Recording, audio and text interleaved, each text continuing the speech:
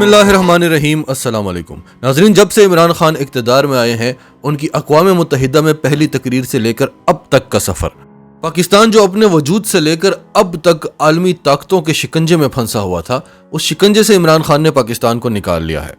आज अमरीका को पाकिस्तान की याद सता रही है, किस तरह से वो पाकिस्तान को इस्तेमाल किया करता था। दुनिया की बड़ी से बड़ी आलमी ताकत हो, अगर उसे कोई तोड़ सकता है तो वो पाकिस्तान है। सोवियत यूनियन जो उस वक्त की सबसे बड़ी सुपर पावर थी, उसे तोड़ने वाला मुल्क पाकिस्तान था। अफगानिस्तान में इस वक्त की सबसे बड़ी सुपर पावर बैठी हुई थी, उसे यहां से लात मारकर निकालने वाला पाकिस्तान है। यही काम अमेरिका ने भारत से लेने की कोशिश भी की, लेकिन वो उल्टा अपने इलाकों पर इलाके चीन के हवाले करते जा रहे हैं। फौजी कान पकड़ पकड़ कर माफिया मांगते हैं चीनियों से। यही काम अमेरिका ने यूक्रेन से भी लेने की कोशिश की। अब देखें उनका क्या हाल हो रहा है। तो अमेरिका ये तो जानता है कि ये काम पाकिस्तान के अलावा और कोई नहीं कर सकता, लेकिन अब पाकिस्तान पर इमरान खान की हुकूमत है और इमरान खान कहता है कि अब हम किसी की जंगों का हिस्सा नहीं बनेंगे। आपकी अफगानिस्तान की जंग में हमें क्या मिला? आपने हमें 20 अरब डॉलर्स की इमदाद दी और हमें 200 अरब डॉलर्स का नुकसान हुआ। हमारी 80,000 जानें गई और आपकी तरफ से हमें क्या मिला? बदनामी, दहशतगर्दी का टैग, मईशत तबाह, मुल्क तबाह।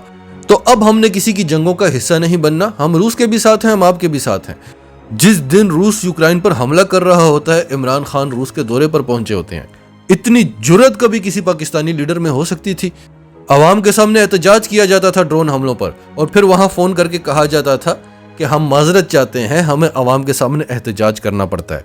जो बाइडन जब इख्तियार में आया तो उसने देखा कि ये इमरान खान तो बड़ी टेढ़ी चीज है। इसने ट्रंप का जो हाल किया था, कहीं ये मेरा भी वही हाल ना कर दे। लेकिन ट्रंप तो साफ आदमी था, उसको इमरान खान की बातें सही लगी, तो उसने जो पाकिस्तान के खिलाफ वो बकवास किया करता था, उसने बंद कर दी वो बकवास करना, और वो इमरान खान को पसंद करने लगा। उसके बाद उसने पाकिस्तान की बुराई नहीं, तारीफ ही की, और हमेशा यही कहता रहा कि इमरान खान मेरा बेहतरीन दोस्त है। जो बाइडन इख्तियार में आया तो उसको तो आदत थी कि पाकिस्तानी हुक्मरान तो हमारी रियाया हैं, मैं इमरान खान को कॉल नहीं करूंगा, इसे अमेरिका में लॉबिंग फर्म्स हायर करना पड़ेंगी, हमारी मिन्नत की जाएगी कि हमसे बात कर लो। उसके बाद से लेकर आज तक अमेरिका कई बार पाकिस्तान के सामने घुटनों पर आ चुका है, लेकिन पाकिस्तान का एक ही ऐलान है कि हमारी खारजा पॉलिसी आज़ाद है, हम आपके दुश्मन नहीं हैं, लेकिन हम आपके लिए किसी को दुश्मन बनाएंगे भी नहीं। फिर भारत के साथ क्या हुआ?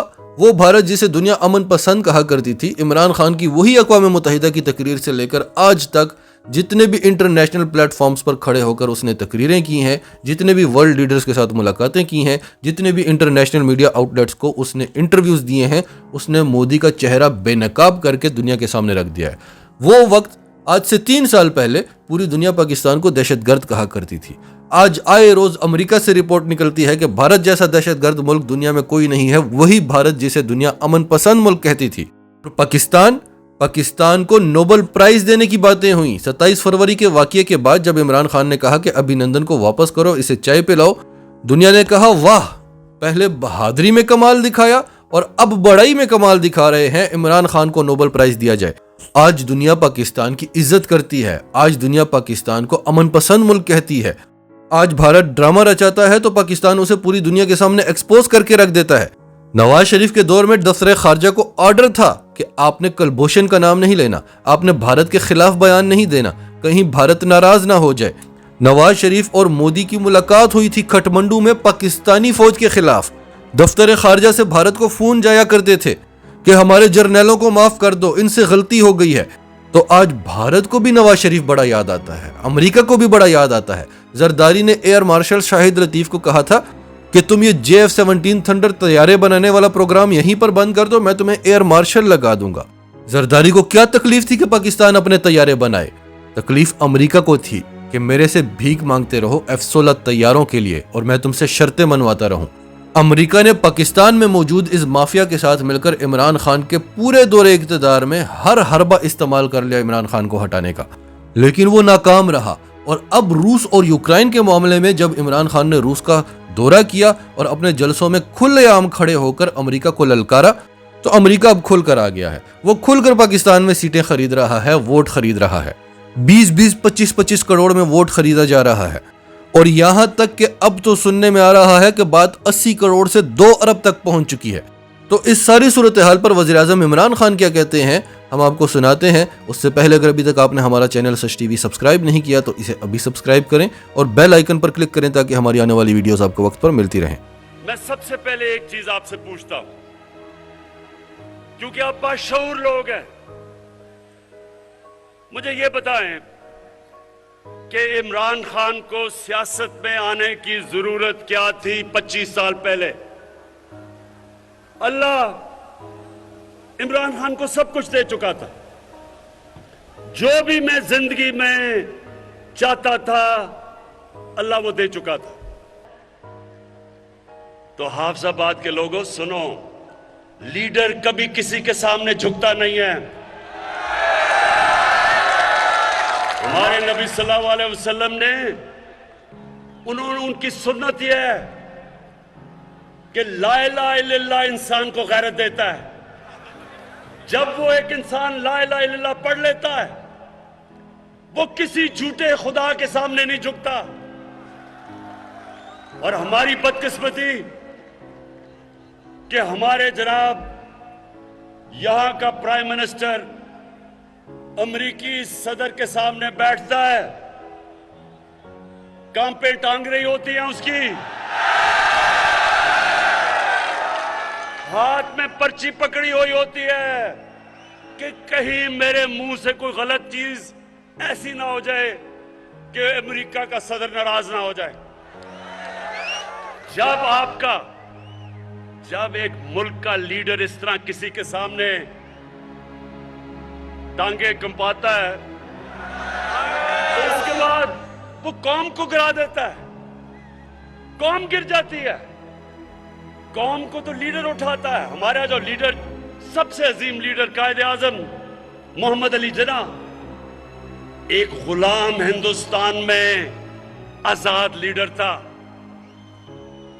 एक आजाद इंसान था। उसको देख के मुसलमानों को फख्र होता था, कभी किसी के सामने नहीं झुकता था। और हमारी अभी क्या हुआ जरा ये सुने। यूरोपियन यूनियन के एम्बेसडर्स ने मिलके खत लिखा कि इमरान खान को और हमारी हुकूमत को रूस के खिलाफ बयान देना चाहिए। अब ये सारे प्रोटोकॉल के खिलाफ है, ये सारे डिप्लोमेटिक प्रोटोकॉल्स के खिलाफ है कि एम्बेसडर्स ओपन लेटर लिख दें। और मैंने उनकी सही तनकीद की। मैंने उनको यह कहा कि तुमने हिंदुस्तान से इस तरह जुर्रत है खत लिखने की, और किसी मुल्क को लिखोगे ऐसा खत? और मैंने ये पूछा कि हम एक आजाद मुल्क हैं, हम किसी के गुलाम नहीं हैं। हमारे यहां अब ये सुने, पहले तो 2-3 लोगों की स्टेटमेंट्स आ गई। फजल रहमान ने कहा जी बड़ा इमरान खान ने बड़ा जुल्म कर दिया।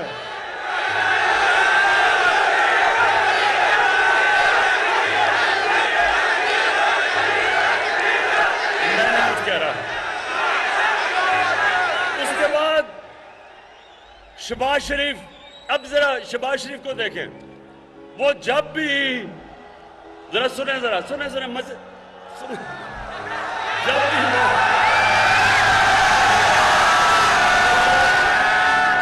आप देखते होंगे जब वो कोई बाहर का एम्बेसडर गोरा आता है उसके सामने, तो वो जल्दी से अपनी टाई कमीज पहन के ना तो अपना सूट पहन लेता है कि सर मैं भी आप ही की तरह हूं। और फिर वो कहता है कि जी ओहो इमरान खान ने बड़ा जुल्म कर दिया कि यूरोपियन अंग्रेजों की उन्होंने तनकीद कर दी।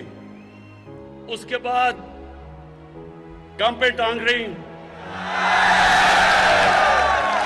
बिलावल कहता है ओहो इमरान खान ने पाकिस्तान पे जुल्म कर दिया। मेरे पाकिस्तानियों जरा गौर से सुने, मैं इन सबसे बेहतर मगरब को जानता हूं। मेरी जिंदगी के कितने साल गुजरे, क्रिकेट खेलता था सारी दुनिया में। मैं मगरबी ज़हनियत को अंदर से जानता हूं। जो लोग उनके जूते पॉलिश करते हैं वो उनको हकारत से देखते हैं।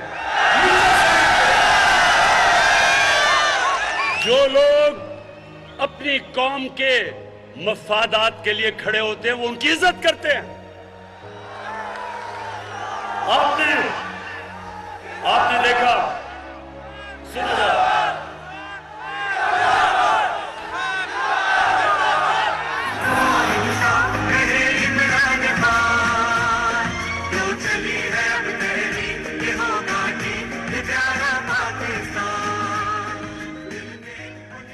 देखिए नौजवानों, अपनी जिंदगी का एक असूल बना लें। दुनिया उस इंसान की इज्जत करती है जो अपनी इज्जत करता है। जो इंसान या मुल्क अपनी इज्जत नहीं करता, दुनिया उसकी इज्जत नहीं करती। हमारे मुल्क में 10 सालों में, ये जरा गौर से सुने, 10 सालों के अंदर 2008 से लेकर 2018 तक 400 से ज्यादा ड्रोन अटैक्स किए उस मुल्क ने जिसके लिए हम जंग लड़ रहे थे। हमारे 2 सरबराह आसिफ जरदारी और नवाज शरीफ, एक दफा इन्होंने उसकी मजम्मत नहीं की। ये दुनिया के सारे कानून के खिलाफ है कि आप बमबारी करें और दहशतगर्द कहें जी, मैं जिसको मारें कहें जी दहशतगर्द है। कहीं दुनिया का कानून ये इजाजत नहीं देता। और फिर एक तरफ पाकिस्तान उनके लिए जंग लड़ रहा है और वही हमारे ऊपर बमबारी कर रहे हैं। मैं बार बार इनकी मुखालफत की, मैंने धरने दिए, मैंने हर जगह कहा कि यह इंसानी हुकूक के खिलाफ है। मैंने अमेरिका में जाके यह कहा, मैंने बर्तानिया में यह स्टेटमेंट्स दी। एक जगह यूरोपियन यूनियन के एम्बेसडर्स शाह महमूद कुरैशी भी मेरे साथ थे, शिरीन मजारी भी थी। वो सारे कोई 20 एम्बेसडर बैठ के मुझे कह रहे थे कि तुम क्यों मुखालफत कर रहे हो ये ड्रोन अटैक्स की। कहते वो तो दहशतगर्द मार रहे हैं, तो आप क्यों मुखालफत कर रहे हैं। ये शाह महमूद को याद होगा और शिरीन को। मैंने उनको कहा कि लंदन में एक हमारा दहशतगर्द बैठा है 30 सालों से। उस दहशतगर्द ने जितने कराची में लोगों को कत्ल किया है, कोई भी दहशतगर्द जो तुम मार रहे हो उसने इतने कत्ल नहीं किए। फर्क यह है कि उसने पाकिस्तानियों का कत्ल किया है, पाकिस्तानियों के खिलाफ दहशतगर्दी की है, और वो आराम से लंदन में बैठा है।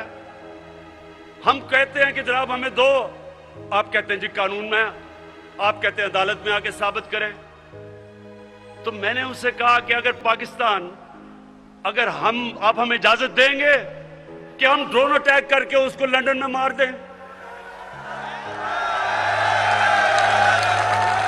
इनको याद है शाह महमूद को। मैंने उससे जब पूछा, मैंने कहा आप हमें इजाजत देंगे, और अगर आप इजाजत नहीं देंगे और कभी भी कोई भी महजब माशरा नहीं देता, तो क्या हम आपके कमी हैं कि आप यहां के ड्रोन अटैक मार रहे हैं। मैं वाज़ेह कर दूं कि मैं समझता हूं कि पाकिस्तान को दुनिया में हर मुल्क से अच्छे ताल्लुकात रखने चाहिए, अमेरिका से अच्छे ताल्लुकात रखने चाहिए। बहुत बड़ी पावर है, हमारी तिजारत उसके साथ है, हमारे बड़े अजीम पाकिस्तानी वहां रहते हैं। लेकिन मैं 22 करोड़ पाकिस्तानी का वजीर आजम हूं।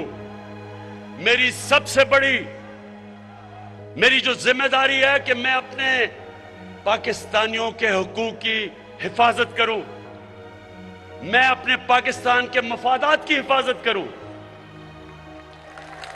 मैं ये कभी इजाजत नहीं दूंगा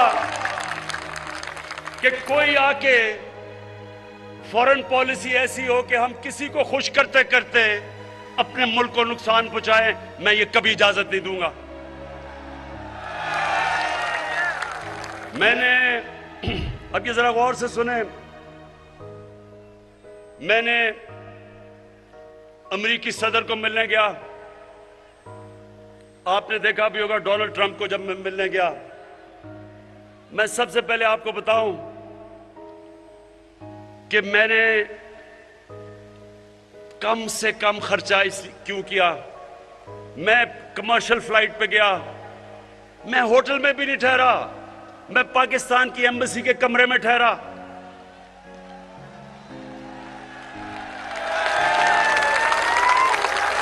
क्योंकि मैं उनको यह बताना चाहता था कि मेरे मुल्क के ऊपर इस वक्त मुश्किल माशी हालात हैं। मैं अपने मुल्क का पैसा बचा रहा हूं। मैं वहां सूट पहन के नहीं गया, मैं अपनी शलवार कमीज में गया।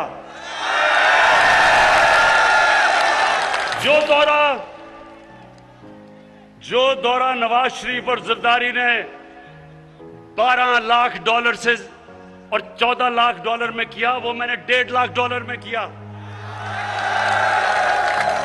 सिर्फ इसलिए कि मैं मगरब ज़हनियत को समझता हूं।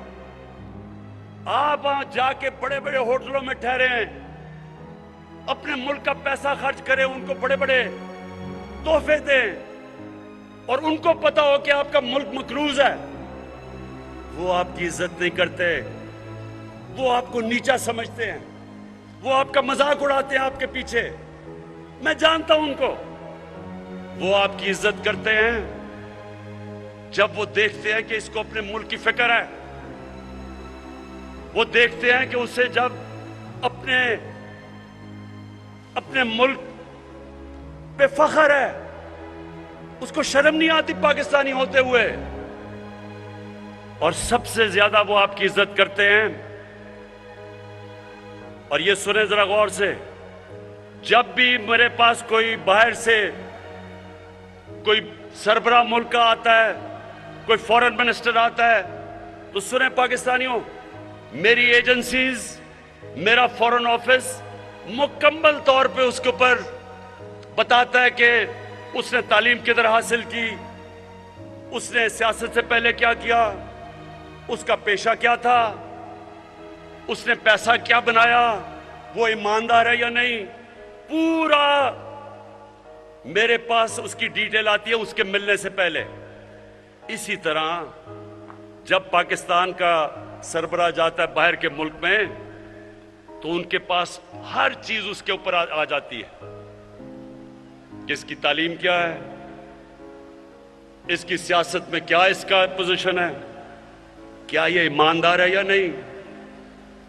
और जब उनको ये पता चलता है कि हमारे वजीर आजम के अरबों डॉलर की प्रॉपर्टीज बाहर पड़ी हैं, ये याद रखें कि उनकी एजेंसीज मुकम्मल तौर पे बता देती हैं कि उनके पैसे किधर हैं।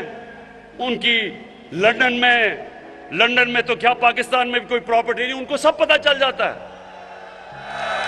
उनके पास एक एक चीज होती है। इसलिए अगर अल्लाह ने मुझे बाहर इज्जत दी तो उनको सबको पता है कि मेरा कोई पैसा बाहर नहीं पड़ा। उन सबको पता है कि मैंने अपने मुल्क से करप्शन नहीं की। वो आपकी इज्जत करते हैं। और अल्लाह का शुक्र है, अल्लाह का शुक्र है कि चाइना में गए, उन्होंने हमारी इज्जत की। आपने देखा होगा कि उन्होंने रिकॉर्ड टाइम पे, हाफिजाबाद ये याद रखो, रिकॉर्ड टाइम में चाइना ने हमें फाइटर जहाज दिए, J-10C, जो आपको पता होना चाहिए कि ये 1982 के बाद पाकिस्तान के पास इस तरह के जहाज आए हैं और ये हमारे तहफ़्फ़ुज़ के लिए। और जो लगने थे 2 या 3 साल, 7 महीने में उन्होंने हमें ये JC-10 की स्क्वाड्रन दी है। ये F-16 के बाद सबसे बड़ा पाकिस्तान की हिफाजत के लिए चाइना ने दिया है, क्योंकि इज्जत करते हैं। हम रूस गए, 3 गार्ड ऑफ ऑनर्स दिए उसने, रूस के प्रेसिडेंट ने हमें इज्जत दी, उसने हमें। मैं जब सदर ट्रंप से मिलने गया, उसने इज्जत की। उसने ऐसे, उसे पता था कि ये आदमी 2 नंबर नहीं है। जब वो हमारे पिछलों से मिलते थे तो इसलिए ये बेचारे उनके सामने गिरे हुए होते थे। तो देखे, कौम की इज्जत उसका प्राइम मिनिस्टर होता है, उसका सरबराह होता है। जब वो झुकता है वो कौम की सारी इज्जत नफ्स तबाह करके रख देता है। तो मैंने आपसे 25 साल पहले अपनी कौम से कहा था कि ना मैं कभी किसी के सामने झुका हूं और इंशाअल्लाह कभी अपनी कौम को किसी के सामने झुकने नहीं दूंगा। 22 तारीख को 15 साल के बाद इस्लामिक मुल्कों की यानी OIC की कॉन्फ्रेंस हो रही है इस्लामाबाद में। 15 साल के बाद सारे मुसलमान मुल्कों के फॉरेन मिनिस्टर्स आ रहे हैं पाकिस्तान। तो ये हमारा मुल्क, हमारी ताल्लुकात सबसे हैं, सबसे रखना चाहते हैं। और मैं आपको ये वाज़ेह कर दूं कि हम सबसे ताल्लुकात रखेंगे, लेकिन अपने मुल्क के मफादात के लिए के ऊपर कभी कॉम्प्रोमाइज नहीं करेंगे। अब मैं आता हूं मदीना की रियासत, जरा सुने, आखिर में पहुंच रहा हूं। मैं सिर्फ बताना चाहता हूं कि जो हमने किया है आज तक पाकिस्तान की तारीख में कौम बनाने के लिए किसी ने नहीं किया। मदीना की रियासत फलाई रियासत थी। फलाई रियासत क्यों जरूरी है? रियासत एक कौम बनती तब है जब सारे फर्ज कौम के समझे कि ये जो रियासत है ये हमारे लिए है, ये हमारा ध्यान रखेगी, ये हमें इंसाफ देगी। अगर हमें मुश्किल वक्त आए, घर में बीमारी हो, तो रियासत मेरा ध्यान रखेगी। अगर मैं भूखा हूं तो रियासत हमारे बच्चों का ध्यान रखेगी। तो ये जो सफर है फलाई रियासत का, ये भी पाकिस्तान को कौम बनाएगा। रहमतुल्लाह आलमीन अथॉरिटी कौम बनाएगी। हमारा जो तालीम का निज़ाम है, एक निसाब, वो कौम बनाएगा। जो हमारी लीडरशिप है, अपनी कौम को खुददारी देके ये कौम बनाएगी। और ये जो फलाई रियासत है, इसमें सबसे बड़ा काम जो हमने हेल्थ कार्ड लेके आए हैं, हर खानदान स्वाय सिंध के, क्योंकि सूबे कर रहे हैं, ये उस्मान बुज़दार की मैं खास तारीफ करता हूं कि 400 अरब रुपया कभी पाकिस्तान में इस तरह का पैसा किसी ने खर्च नहीं किया आवाम पे। 400 अरब रुपया हम खर्च कर रहे हैं। हर खानदान को 10 लाख रुपए का हेल्थ कार्ड। इसका मतलब, ये जरा सुने, इसका मतलब ये कि अगर आपके घर में खुदा ना खास्ता बीमारी आए तो वो 10 लाख तक आप किसी भी अस्पताल में जाके अपना इलाज करवा सकते हैं। प्राइवेट हॉस्पिटल में जा सकते हैं। प्राइवेट हॉस्पिटल में आम आदमी सोच भी नहीं सकता जाने का। अभी जो लाहौर का महंगा हॉस्पिटल है, डॉक्टर्स हॉस्पिटल, उनके सरबराह डॉक्टर जावेद ने मुझे टेलीफोन किया 1 महीना पहले। कहता है, इमरान, मैं आपको बताना चाहता हूं कि हमारे हॉस्पिटल में, और महंगा हॉस्पिटल है, पहला हेल्थ कार्ड के ऊपर हार्ट का ऑपरेशन किया हमने। एक गरीब आदमी, एक ड्राइवर गया वहां, दिल की बीमारी थी, हेल्थ कार्ड के ऊपर प्राइवेट हॉस्पिटल में उसका मुफ्त इलाज हुआ। तो ये मुझे पाकिस्तानियों बताओ कि 70 साल से किसी ने ये नहीं सोचा कि आम आदमी के ऊपर क्या गुजरती है अगर घर में बीमारी होती है। ये कभी पाकिस्तान में चीजें नहीं हुई। फिर पनागा, मैं जब लाहौर के, वो पुराना जो लाहौर का रावी का पुल था, जब उससे आता था दाता साहब की तरफ, तो वो जो बीच में, सड़क के बीच में जो जगह थी, हमेशा मैं देखता था कि बेचारे लोग सो रहे हैं उसके ऊपर, मजदूर सो रहे हैं उसके ऊपर, ट्रक गुजर रहे हैं रात को, बसें गुजर रही हैं, धुआं आ रहा है, मिट्टी आ रही है। कभी किसी ने नहीं सोचा कि उनके लिए एक हम पनाहगाह बना दें कि जाके उधर सो सके गरीब लोग। कभी किसी ने नहीं सोचा, कभी किसी में यह रहम नहीं आया कितना पैसा लगता है। कम से कम सोचे तो सही कि मजदूर बेचारे बाहर से आते हैं शहर में काम करने के लिए, अपने बीवी बच्चों का पेट पालने के लिए, तो पैसे बचाने के लिए बेचारे सड़क पे सो जाते हैं ताकि जो भी हम पैसा बचाएंगे तो हम बच्चों को, बीवी बच्चों को भेज सकें। लेकिन कभी रियासत में किसी ने नहीं ये सोचा, क्योंकि एहसास ही नहीं है।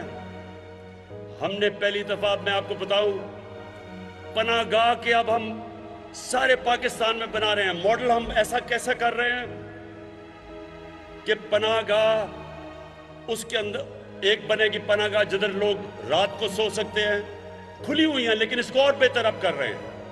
उनको उसल खाने, नहा सकते हैं, उनको खाना मिलेगा 2 वक्त का, मुफ्त खाना खाएंगे ताकि उनको किराए पे पैसा खर्च ना हो, ताकि खाने पे पैसा खर्च ना हो, और जो भी मजदूरी का पैसा हो वो अपने बीवी बच्चों को भेज सके। और इन पनाहगाहों के साथ साथ अब हम दुकानें बनाएंगे, दुकानों से आमदनी आएगी, पनाहगाह का खर्चा जाएगा। उसके साथ एहसास सेंटर खोलेंगे, उनकी ट्रेनिंग करवाएंगे, तो इंशाअल्लाह ये फलाई रियासत की तरफ पूरा हमारा रास्ता है। फिर कामयाब पाकिस्तान, शहरों के अंदर और देहातों में 20 लाख खानदानों के ऊपर हम क्या कर रहे हैं, सूद के बगैर 5 लाख कर्जा अपनी बिजनेस शुरू कर सकें, अपने किसान अपने खेत पे लगा सके। 20 लाख रुपया सूद के बगैर कर्जा दे रहे हैं, अपना घर बना सकें। उसके अलावा टेक्निकल एजुकेशन, ये सारा एक खानदान के लिए टेक्निकल एजुकेशन दे रहे हैं। फिर ये पहली दफा, ये सारी चीजें पाकिस्तान में पहली दफा हो रही है। फिर अब सबसे ज्यादा एक इंसान क्या चाहता है कि मेरे सर के ऊपर छत हो, अपना घर हो। अब शहरों के अंदर इतना महंगा घर बनाना, लोग, आम आदमी घर ही नहीं बना सकते। हमारी ये कच्ची आबादियां बढ़ती जा रही हैं क्योंकि लोग अपना घर नहीं बना सकते। तो पहली दफा, आप सुनो मेरे पाकिस्तानियों, पहली दफा हमने बैंकों के साथ मिलके, हुकूमत ने भी पैसा डाला है, बैंकों ने पहली दफा कर्जे देने शुरू हुए उन लोगों को, मजदूरों को, वेल्डर को, मोची को, दर्जी को। और कैसे कर्जे, अब क्या किया हमने, जो वो किराए का जो किस्त देते थे 1 महीने की किराए के लिए, उसी किस्त को हमने बैंकों से कर्जा ले लिया। बजाय किराया देने के वो बैंकों को किस्त देते हैं और घर उनका अपना हो जाता है। अब तक 60 अरब रुपए, अब तक 60 अरब रुपए पाकिस्तान की तारीख में पहली दफा बैंकों ने ये छोटे लोगों को कर्जे दिए हैं। इससे पहले सिर्फ पैसे वालों को कर्जे मिलते थे, और इंशाअल्लाह मेरा इसको हम बढ़ाते जाएंगे। और मेरी ख्वाब यह है कि मेरे आम लोगों के लिए हम सस्ते कर्जे दें ताकि वो अपने घर बना सके। फिर हम, महंगाई का दौर है, एहसास राशन अब हम शुरू कर रहे हैं। 2 करोड़ खानदान को हम पैसा दे रहे हैं, वो जाके घी, आटा और चीनी 30% इसके ऊपर उनको रियायत मिलेगी करियाना स्टोर से। ये पूरे पाकिस्तान में 2 करोड़ खानदान के लिए हम कर रहे हैं। और उसके बाद ये सुने जरा, ये सुने मेरे नौजवानों, जो मुझे सबसे ज्यादा खुशी है, हमने रिकॉर्ड टैक्स इकट्ठा किया। पहली दफा पाकिस्तान के लोगों ने इतना टैक्स दिया। उस टैक्स से आज हमने बजाय पेट्रोल और डीजल की कीमत 20 रुपए बढ़ाना, हमने पेट्रोल और डीजल की कीमत 10 रुपए नीचे कर दी है। 5 रुपए यूनिट बिजली की कीमत कम कर दी है। और इसके लिए ये जरा सुने, आज अमेरिका में 220 रुपए का पेट्रोल है, बर्तानिया में 350 रुपए का है, हिंदुस्तान में 220 रुपए का है, दुबई में 151 रुपए का है। उनका अपना तेल जमीन से निकलता है, पाकिस्तान बाहर से मंगवाता है और पाकिस्तान में 150 रुपए लीटर है। सारे इलाके से सबसे सस्ता आज भी हमारा पेट्रोल है। इतना बड़ा अजाब है जो कोरोना है। 100 साल में इतना बड़ा बुरहान आया दुनिया के अंदर। जब बुरहान आया तो मेरे पाकिस्तानियों, सारी दुनिया ने लॉकडाउन लगा दिए, सारा कारोबार बंद कर दिया, लोगों को घरों में बंद कर दिया। हिंदुस्तान ने भी कर दिया। मुझे सबने कहा कि आप भी पाकिस्तान में लोगों को बंद कर दें। मैंने बार बार लोगों से एक सवाल पूछा कि मुझे बताओ कि अगर मैं लॉकडाउन लगाऊंगा मेरे दिहाड़ीदार का क्या बनेगा, टैक्सी ड्राइवर का क्या बनेगा, रिक्शा ड्राइवर का क्या बनेगा, छाबड़ी वाले का क्या बनेगा। जो आदमी पैसा कमाता है और अपने बच्चों को पालता है, जो दिहाड़ी कमा के बच्चों को खाना देता है, उसका क्या बनेगा। सिंध ने मेरी बात नहीं मानी, सिंध हुकूमत ने लॉकडाउन लगा दिया। मुझे बुरा भला कहा गया। सारी ऑपोजिशन पार्टीज की तकरीरें मौजूद हैं। हर जगह उन्होंने कहा कि इमरान खान मुल्क को मरवा देगा। तो मेरे हाफिजाबाद के नौजवानों, अल्लाह का करम हुआ कि आज 2 साल के बाद सारी दुनिया ये कह रही है कि जो इमरान खान और पाकिस्तान ने कोरोना पे जो उन्होंने हिकमत अमली की थी वो दुनिया में सबसे अच्छी है। दुनिया आज हमारी हिकमत अमली पे चल रही है। तो मैं सिर्फ आपको ये कहना चाहता हूं कि अगर हम इतने नाहिल थे तो सबसे मुश्किल वक्त में जो पाकिस्तान ने हिकमत अमली इख्तियार की, दुनिया ने उसकी तारीफ की। वर्ल्ड हेल्थ ऑर्गेनाइजेशन ने, वर्ल्ड इकोनॉमिक फोरम ने, इकोनॉमिस्ट ने पाकिस्तान को दुनिया के टॉप 3 मुल्कों में रखा। हमने अपने मुल्क अवाम को भी बचाया, अपनी माशियत को भी बचाया। और कोरोना के दौर में पाकिस्तान की माशियत माशाअल्लाह अल्लाह के करम से 5.6% पे बढ़ी। 5.6%। सब तंग रह गए। हमारी रिकॉर्ड, ये जरा सुने, रिकॉर्ड एक्सपोर्ट, टेक्सटाइल की रिकॉर्ड एक्सपोर्ट, बाहर से पाकिस्तानियों ने जो पैसे भेजे रेमिटेंसेस, वो रिकॉर्ड। हमारी कंस्ट्रक्शन के अंदर 1500 अरब रुपया आया, वो रिकॉर्ड। हमारा आईटी के अंदर एक्सपोर्ट, वो रिकॉर्ड। 4 बड़ी जो हमारी फसलें थी, गंदम, गन्ना, चावल और मकई, चारों में रिकॉर्ड हुआ।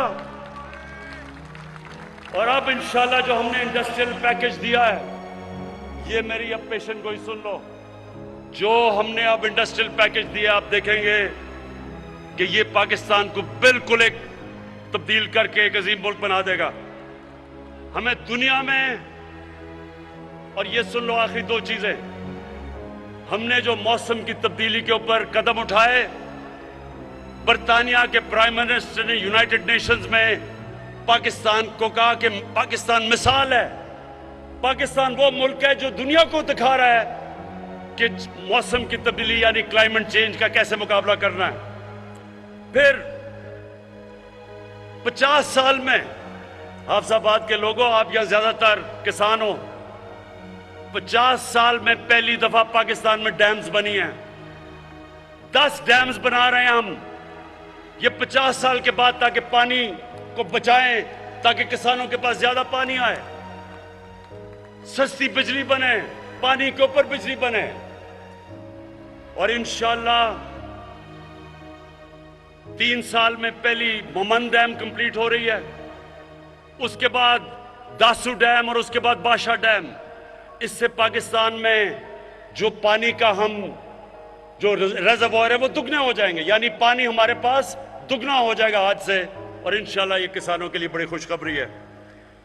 मैं आखिर में मेरे हाफिजाबाद के लोगों, मैं आपके सामने आखिर में एक बात कहता हूं कि मेरा ये ईमान है कि हमारा मुल्क एक बहुत अजीम मुल्क बनने जा रहा है। ये वो मुल्क है जो 27वीं रमजान को बना था। ये वो मुल्क है जिसने दुनिया को बताना है कि सही माने में जो नबी सल्लल्लाहु अलैहि वसल्लम की सुन्नत थी, मदीना की रियासत, वो कैसे, उसके क्या असूल थे।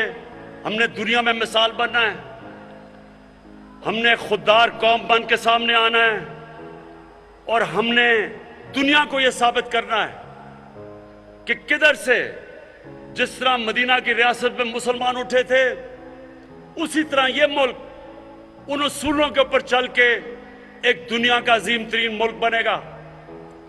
और इंशाअल्लाह ये जो हमारे सामने हमें धमकियां मिलती हैं, अभी ये जो हिंदुस्तान का एक मिसाइल भी आ गया, पाकिस्तान ने बड़ी हिकमत से इसका जवाब दिया। हालांकि हम और भी कुछ कर सकते थे, लेकिन आज मैं आपको कह दूं, हमारा मुल्क वो है जो अपनी दिफा कर सकता है, जो इस वक्त सही रास्ते पे चला गया है, जिसकी माशत सही जा रही है, और जो इंशाल्लाह अगले 1.5 साल होंगे उसमें आप देखेंगे कि ये मुल्क उधर पहुंच जाएगा जो, अगर हम 1947 में सही माने पे चल पड़ते तो आज हम कहां के कहां पहुंच चुके होते। और हाफिजाबाद के लोगों और नौजवानों, इसकी कोई फिक्र ना करें कि ये जो सब इकट्ठे होकर कोशिश कर रहे हैं कि हुकूमत गिर जाएगी, ये आपके सामने होगा। आने वाले दिनों में आप सब देखेंगे कि ये बजाय हुकूमत के गिरने के, ये जो 3 चूहे निकलियां करने चले शिकार,